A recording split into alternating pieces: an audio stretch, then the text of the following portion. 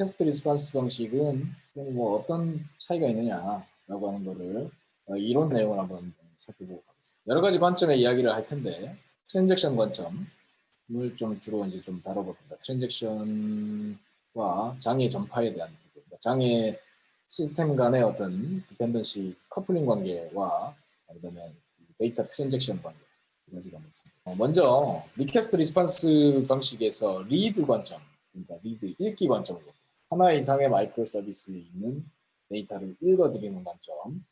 그러니까 클라이언트가 이렇게 있다고 보겠습니다. 웹브라우저죠. 웹브라우저가 있으면 우리가 그 게이트웨이를 어찌됐든 타고 들어와가지고 주문으로 이렇게 요청이 들어왔습니다. 그러면 이 주문이라고 하는 것이 다른 쪽에 프로덕에 있는 정보를 내가 가져와서 주문의 정보를 처리를 한다고 볼게요. 그러면 요청을 이렇게 간단하죠. 재고량을 확인해서 재고량이 충분하면 주문을 받겠다라고 하는 시나리오. 프로덕 쪽을 호출해서 결과를 가져왔어요. 그래서 이 프로덕 쪽이 정보를 못 준다. 혹시 프로덕이 죽어 있어서. 그러면 주문에서 주문이 페일이 떨어지겠죠. 그런데 이 프로덕이 또 인벤토리의 정보를 마이크로 서비스가 한 단계 더 가는 거예요. 이 재고 정보를 프로덕이 가지고 있는 것처럼 보이지만 인벤토리가 공유해서 갖고 와야 돼요. 그러면 이런 단계가 점점 길어진다.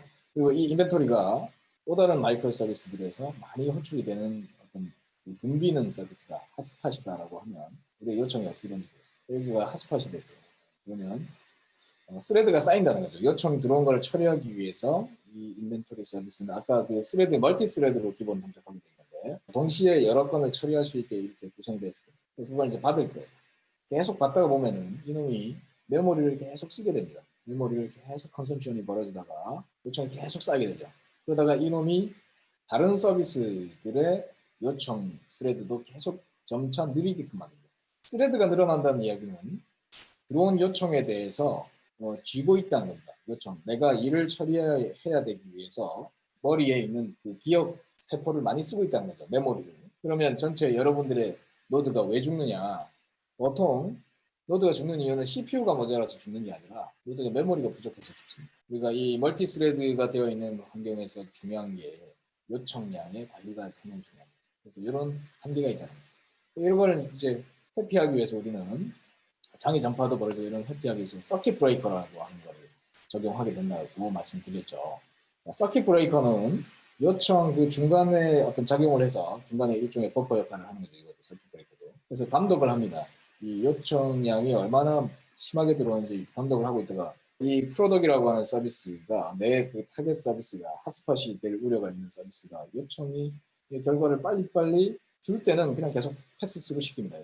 그런데 어느 순간 좀 오래 걸린다라고 판단이 되면 이 서킷 브레이커가 그것을 파악을 해서 이것이 타임아웃이 되면 미리 페일 패스트, 미리 실패시켜버립니다.